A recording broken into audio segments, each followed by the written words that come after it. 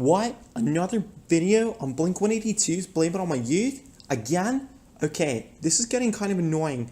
When are you going to talk about different stuff?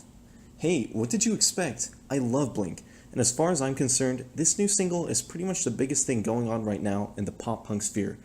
Fair enough, but finish this video and then stop talking about the same thing. You're beating it to death.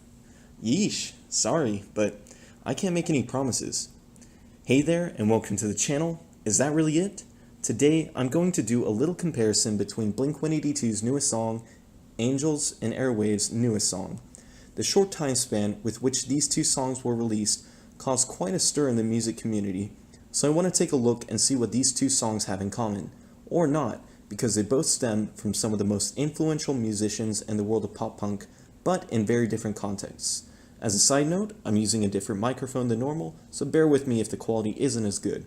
Alright, let's dive in. To start with, it's new.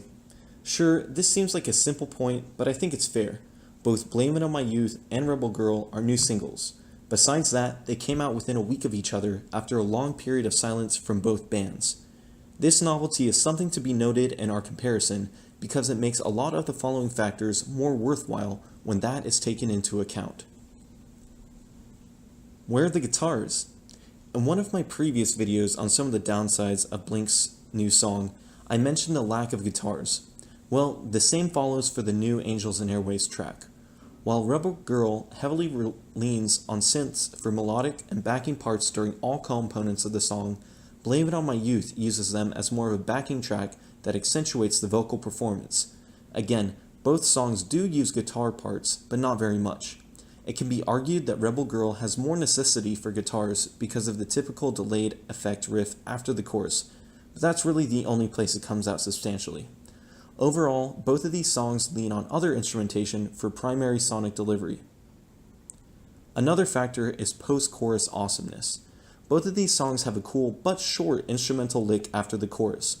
In Rebel Girl, the delayed guitar that gives a space vibe we all missed makes its appearance, while Travis Barker's drum kit takes off down Feeling This road to deliver some great feelings.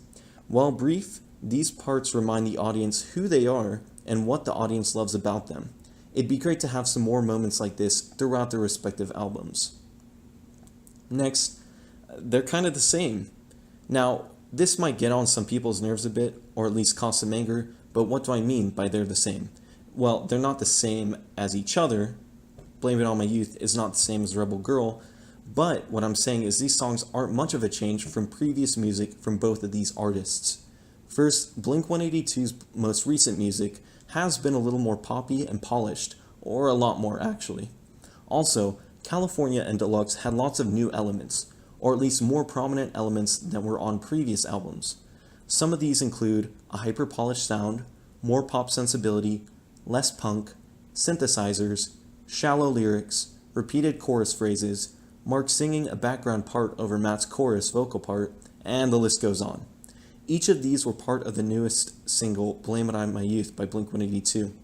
As for the hyper-polished sound, you just listen to it, it's flawless. The pop sensibility, they brought in way more people to write this song. Less punk, again, it's very polished, and more synthesizers, which is the next part of being synthesizers.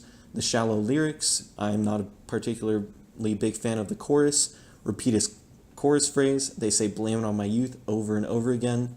Mark singing Endless Summer on and on, while Matt sings Blame It On My Youth, and there are more features that can be said. So, as you can see, the same, but in a different package. Now, for Angels Airwaves Rebel Girl, the previous two releases are a lot less memorable by Angels Airwaves, or even maybe the last three. Just as a reminder, I'll list what they are: Of Nightmares and Chasing Shadows and Dreamwalker. So, Of Nightmare had some minimal vocals, lots of electronica, and overall was not well received by fans. Chasing Shadows had a greater return to what fans of Angels Airwaves came to know and love: guitars, well-placed synths, and Tom's beloved voice. Dreamwalker had a little bit more of synthesizers as lead instrument parts and as the backing part, and also the introduction of Elon Rubin, so you can see those as in the new album as well, or at least the new single, which we presume is the new album. So anyways, Rebel Girl has some of both of these elements from the previous two releases: more synths and electronic sounds, some guitars and Tom singing, Elon's drumming and writing, as well as the overall sound of it sounding more of the Dreamwalker era than something from the first 3 releases. No, We Don't Need to Whisper, I Empire, or One Empire, I always say I Empire, and Love Part 1 and Part 2. So also, this new single is also reminiscent of the Dreamwalker sounds because of the main lines absorbed by synth parts rather than guitar, which was prominent, and a synth bass in place of a 4-string. So both of these tunes can call to the recent past, and is it for better or is it for worse? Who knows? So that about sums it up for my little analysis of these 2 songs, blink-182's Blame It On My Youth compared with Angels Airwaves Rebel Girl. Do you think that these songs are similar in the way that I mentioned? Are they similar in other ways that I didn't mention? Are they too different to even do a comparison? Let me know in the comments and subscribe to hear more pop punk analysis like this.